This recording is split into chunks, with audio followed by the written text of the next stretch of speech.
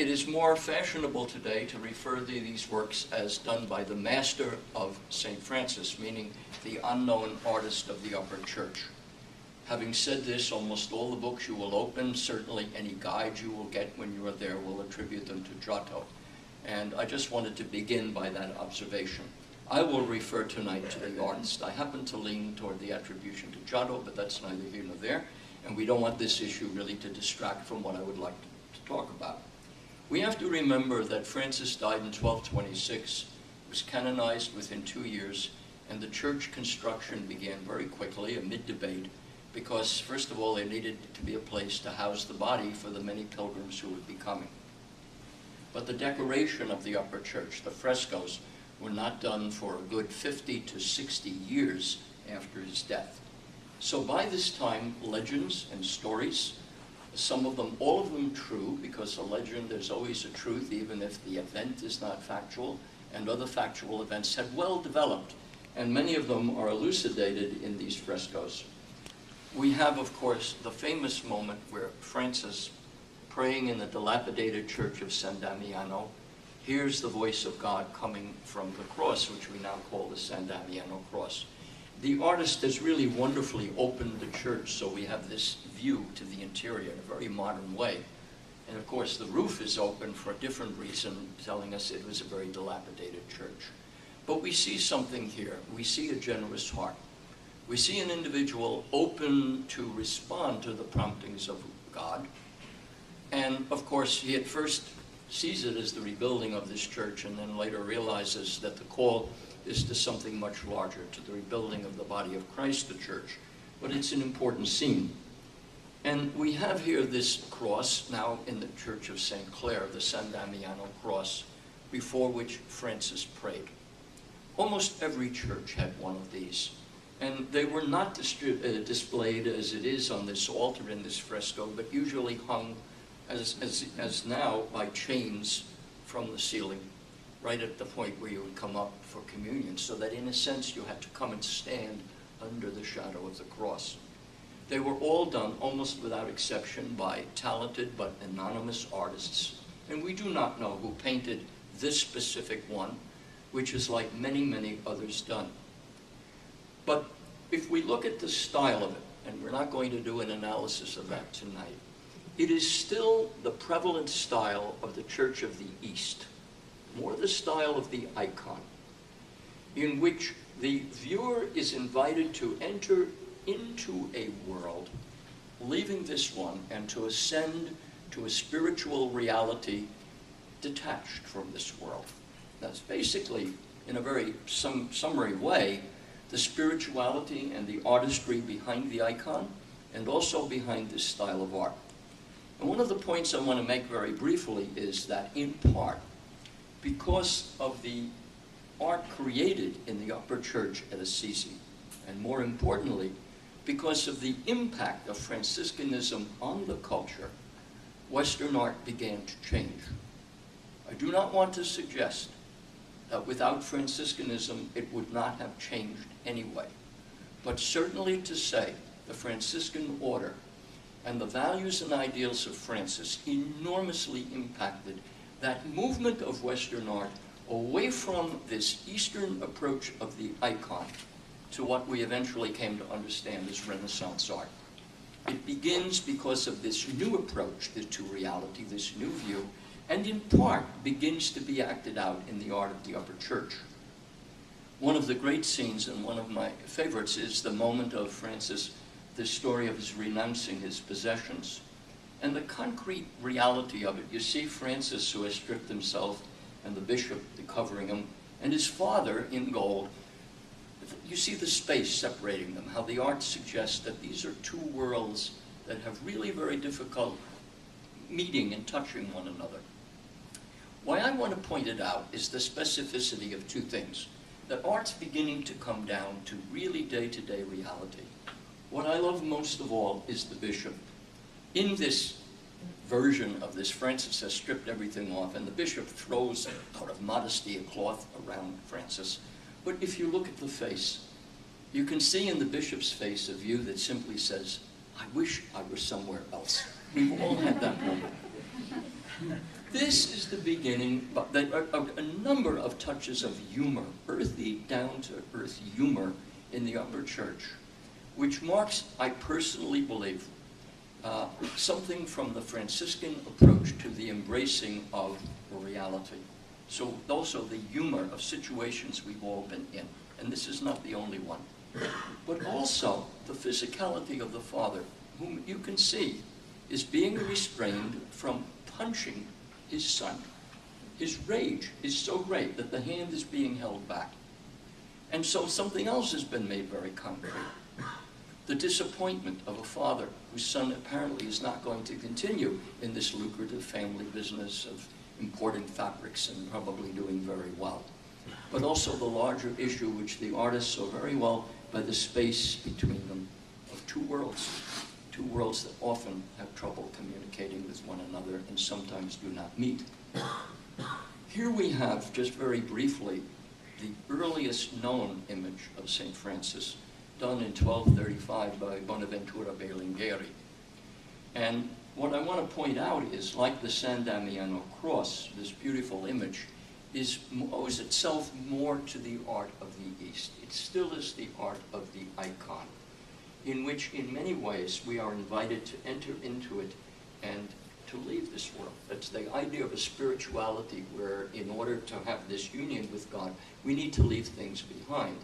We're seeing already that the frescoes of the upper church are creating a different approach, not only to art, but to spirituality. I want to be very careful to indicate that one is not better than the other. They are different, simply that. We have the famous scene of Francis giving charity to the beggar. Of course, this then incarnation of the whole idea of Franciscan care for the marginalized, of which Father Solanus spoke. Interestingly, the beggar doesn't look as though he's in very bad condition, because by the tradition, this was actually a nobleman who had fallen on very hard times. But the situation is just the same. It is somebody who had once had much and now is in great pain and marginalized. What I particularly like about it is two things. The use of the cloth. By the way, you'll notice systematically the father holding the cloth. The cloth is the family business. This is what Francis had. This could have been one aspect of Francis's future. This was the father's dream for the son, to continue in that lucrative business. And what is it that Francis is giving to the beggar but a fine piece of cloth? What he has, the family treasure. What interests me most in the way it is depicted is the recipient and the giver stand on an equal plane. That one is not, it is not a hand down, nor is it a hand out. That the dignity, the visual dignity of the recipient is equal to the giver. And I think the artist has very, very perceptively, with just an image, indicated something about true charity, if we want to use that word. This is not a handout. They stand equal. The most famous scene, of course, Francis preaching to the birds. And here, of course, another aspect of the tradition, that Francis is understanding that since all creation comes from God and is gift, then all creation is brother and sister, the moon and the stars and the sun and the birds, who might well stop to hear Francis preach, and Francis might well stop to preach to them. Today, this is often used to make St. Francis the patron saint of ecology. And I have Franciscan colleagues who like that, and Franciscan colleagues who feel that that trivializes Francis. I see no problem in seeing a relationship between his outlook and the ecological movement, but we have to remember that our movement for ecology really is to save ourselves. And the impetus of Francis, as depicted here, is something very different. It is a focus on all of this nature and creation as a gift from God and our obligation to respect it as equal to ourselves. But this seemed very well known, certainly depicts that aspect. And one other thing which Father mentioned, therefore, with gift, for all things gratitude. Spirit of gratitude, since everything is gift. The sun, the moon, the air, the stars, creation. Father referred to one of my favorite scenes, the depiction of the creation of the creche, if you will, on Christmas Eve, December 24, 2 years before he died, 1224 at Great Shield. And here we have what Father described. We see Francis as a deacon participating in the preparation of this manger. And so it's said that it is the Franciscan tradition that gives us this universal idea of setting out the figures for Christmas. The reason I love the fact also, talk about specificity, that so many churches at the time had an altar screen that separated the congregation from the celebration of the Mass visually. And we're able to be, if you will, when you look at this, we're on the other side, we're on the inside, in a place where many in the congregation would never stand. We sort of been brought to an insider's view to see this taking place. I love that concrete specificity of this art in the upper church. But more importantly, as an art historian, and here's where we see, I believe, the Franciscan influence. What is happening here is Francis is, in keeping with what we've talked about, plunging more deeply into the use of the created things of this world, right? Whether it be a live enactment here or later figures, the created stuff of the world, as the means as we plunge into it to ascend to knowledge of God. Again, that different spirituality than that of the icon. The deeper we plunge into the reality of creation and others, and even the physical world, God is met there, not by a route of escape. So you could see, and from this concept, the importance of art, of representation as a means of spiritual ascent. It's all very, very consistent in terms of thinking. Just showing the image, obviously, of Claire, and not to leave Claire out of this. What I want to take you to are two scenes. If the images in the upper church are disputed by some as being Giotto, the images of Francis in the Franciscan Church of Santa Croce are definitively Giotto. And this burial of St. Francis, which was somewhat defaced by the placement at a later period of an altar, I want to show simply one detail.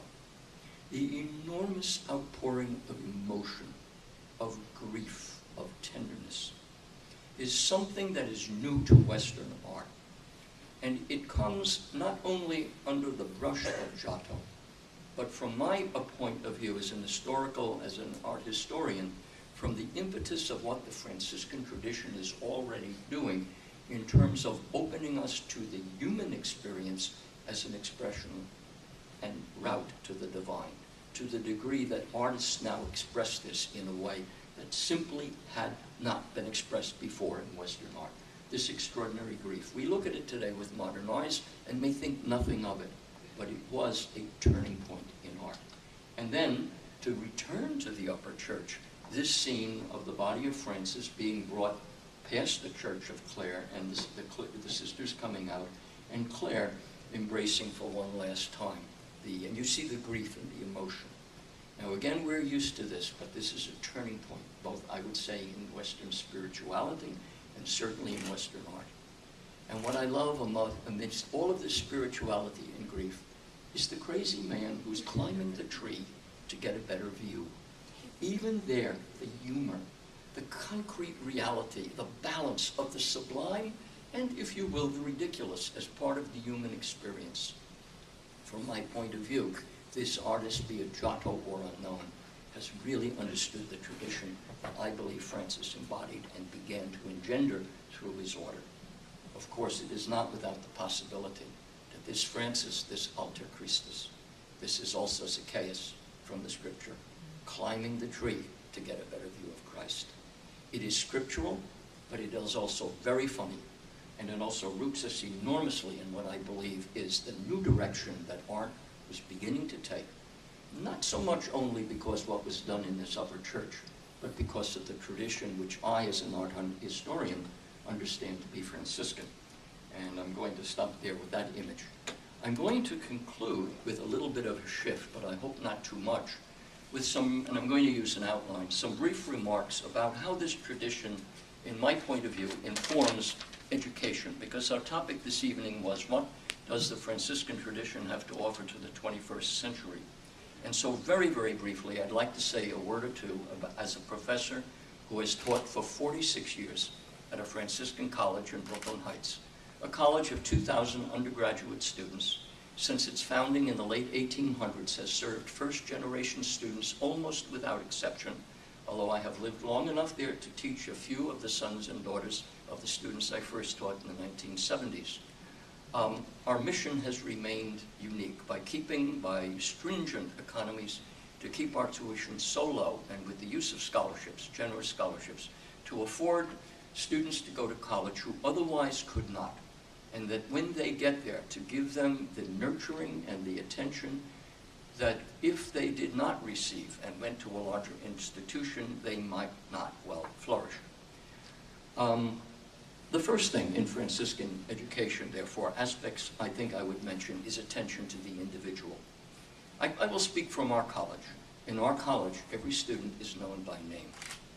We know there are universities where students are told to put their student number on their exam books, and the professor really does not care whether the name is there because the grades are going to be recorded by number. I happen to direct study abroad, and when the students come to fill out their paperwork with me, almost nobody knows their student number. And you know what I tell them? It doesn't matter, because we know you by name. So we're a college where everyone is known by name to the degree that almost nobody could tell you what their student number is. We strive to keep our size down. Our college president said to me the other day at lunch, I don't think we should grow this college beyond 2,500 no matter what happens, because our Franciscan, the nature of it will change, size, so that we can give them attention. Behind that is something I think we heard in Father's remarks and in the art. In our education, Franciscan education, nothing is in the abstract. It is the individual, the person in front of you. Therefore, it's concrete and specific.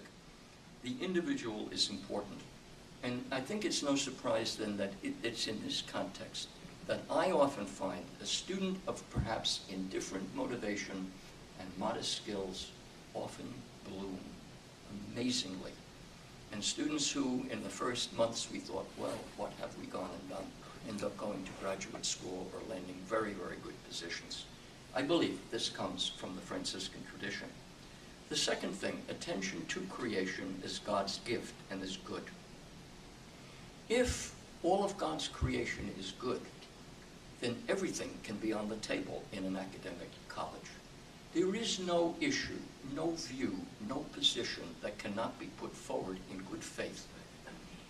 Issues of academic freedom, of not being able, a professor, to express one's views, it would be a contradiction at a Franciscan college, because everything is open for analysis, because in the end, all things have come from God. Which is not to say all opinions are equal, or all things are equally true, but everything can be put on the table. And then when they have been examined freely and sincerely and intelligently, we follow the Pauline principle. Test everything, try everything, but keep what is good. The next issue, service. In our college, students who receive a scholarship or are involved in other projects such as the Honors Program must serve in a supervised service project. We attempt to inculcate what Father spoke about, that there is no such thing as the self-made person, that one exists in relation to the other, and that service begins not when you get your job, or you have more time, or I've got all my finances set, but now, while you're an undergraduate, because it is never a convenient time to begin serving others. And so the concept of service, volunteering, the internships that involve volunteering and service are a very important part. And what we try to inculcate, I hope in the Franciscan tradition, that this service begins by the gift of being present to somebody, simply that. Second, by the gift of bringing one's individual gift. Maybe it's the gift of listening. And only thirdly, perhaps, financially. All of these values are countercultural. Our most recent president, now deceased, Frank Macchiarola, would say again and again, one of the most countercultural places in the city of New York is St. Francis College, specifically because it is Franciscan. Father touched on what I believe. We think there are so many problems in our society, but I think he touched on the greatest one. This almost universal turning in on self. which we see in some of the smallest ways and some of the largest. Now, I know people are still involved in large numbers of service projects, but it is a phenomenon that's only just beginning. From my point of view, it will be the most serious issue affecting the next 40 or 50 years. And I believe Franciscan education attempts to follow what Father was talking about of Francis's intuition that one does not make oneself, but must be in relation to others. And finally, the presence of values. There are those who sometimes, I've seen it, speak about Franciscanism as if it were a sort of a hybrid of Christianity separate from it. But I like to remind my students and my colleagues that Francis was Roman Catholic to his fingertips, and so is Franciscanism.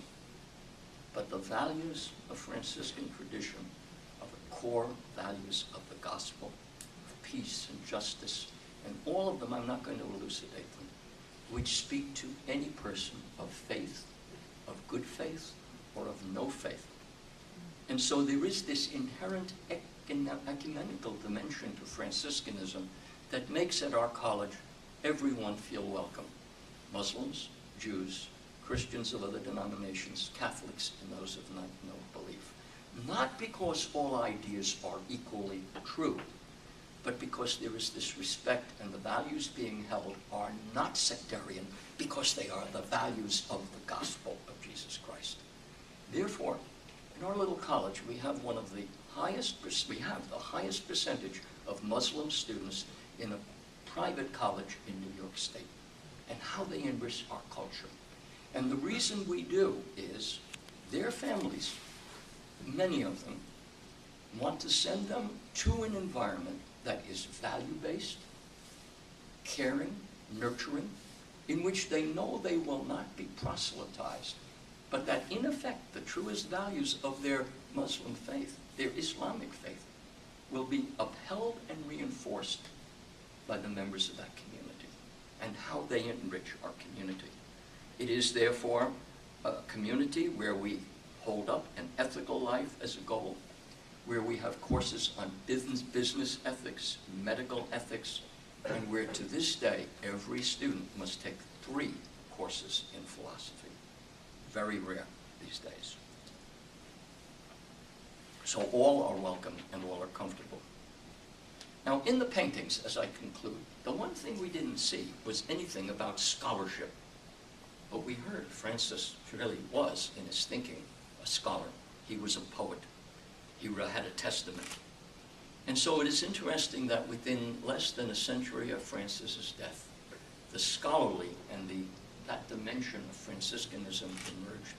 And there were Franciscan scholars in less than 100 years in London, in England, and at the University of Paris. We think about the various Franciscan institutions, be they grammar schools, high schools, or college, where that great tradition continues down to this day into the 21st century. And I'm inclined to tell my colleagues occasionally, because we can forget that our little institution in Brooklyn Heights of 2,000 students is in what is arguably one of the greatest cities of the world, a continuation and the only college presence in that city of that great tradition that dates back to Francis. It is a privilege to be so involved, and it is a privilege to have students and families who still come seeking in that tradition a future for themselves and values that will guide their life. Thank you.